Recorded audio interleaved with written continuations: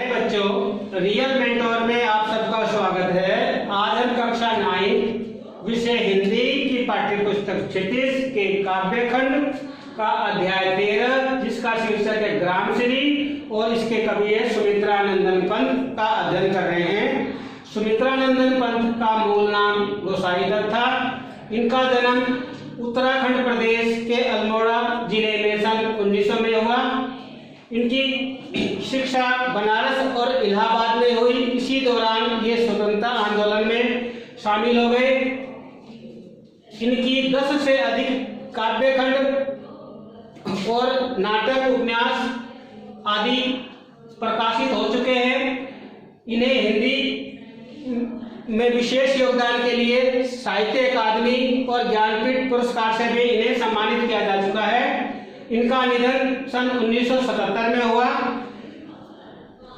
प्यारे बच्चों, इस वीडियो में हम ग्रामश्री पाठ के 5वें पद्यांश का अध्ययन करने जा रहे हैं, जिसका संकेत दिया हुआ है पीले मीठे अमरूदों में मिर्चों की बड़ी हरी थैली। यानी कवि ने ग्रामीण क्षेत्र की कृषि को आधार मानकर अपनी कविता का जो शीर्षक है वो ग्रामश्री दिया है और ग्रामीण परिवेश का बड़ा ही सुंदर और रोचक वर्णन किया है।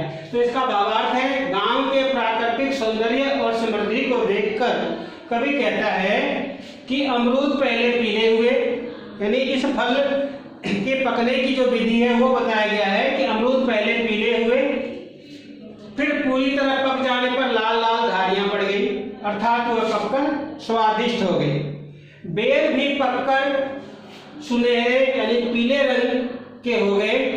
आंवले की डालियों पर छोटे छोटे आंवलों के गुच्छे सुंदर लग रहे हैं। यानी आंवलों के डालियों पर भी जो आंवले हैं वो सुंदर सुंदर गुच्छों के रूप में लटकते हुए दिखाई दे रहे हैं। गांव के खेतों में अब पालक बढ़ रही है तथा हरा धनिया भी अपनी सुगंध बिखेर रहा है।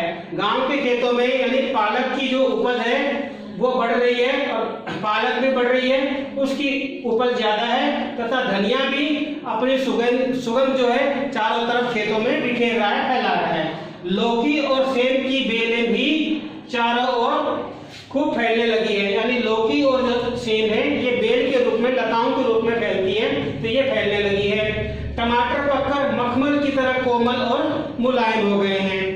पौधों पर गुच्छों के रूप में लगी हरी मिर्चों को देखकर लगता है कि वो थैलियों में भरी पड़ी है। इस प्रकार कवि ने ग्रामीण परिवेश के कृषि और उनसे संबंधित उपज जो है उसके बारे में, जो फल है और जो सब्जियां हैं उनका बड़ा ही सुंदर और रोचक वर्णन किया है। अब इससे संबंधित 4 प्रश्न पूछे गए हैं। पहला प्रश्न है, कविता में अमरूदों की क्या विशेषताएं बताई गई है, यानी अमरूद किस तरह पककर स्वादिष्ट हो रहे हैं उसके बारे में बताना है।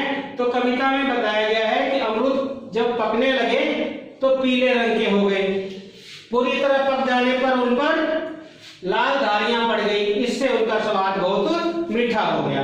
दूसरा प्रश्न है, आंवली से तरु की डाली जड़ी से क्या आशय है।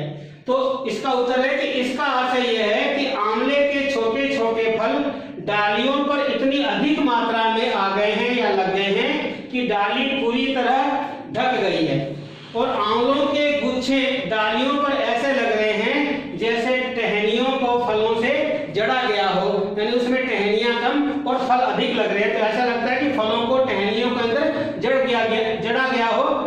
और तीसरा है, लह लह पालक मह में धनिया से क्या आशय है। तो इसका उत्तर होगा कि इसका आशय यह है कि गांव में पालक की उपज अधिक है और पालक के पत्ते हवा के चलने से लहराने लगते हैं। पालक के पत्ते लंबे और चौड़े होते हैं और हवा के चलने से लहराने लगते हैं। धनिया के पौधों से खेतों में खुशबू फैल रही है जिससे सारा वातावरण सुगंधित हो गया है, महक गया है। चौथा प्रश्न है, बेर की विशेषता बताइए। तो बेर पककर पीले हो गए हैं, उनमें और मीठापन आ गया है और वो स्वादिष्ट लगने लगे हैं। धन्यवाद।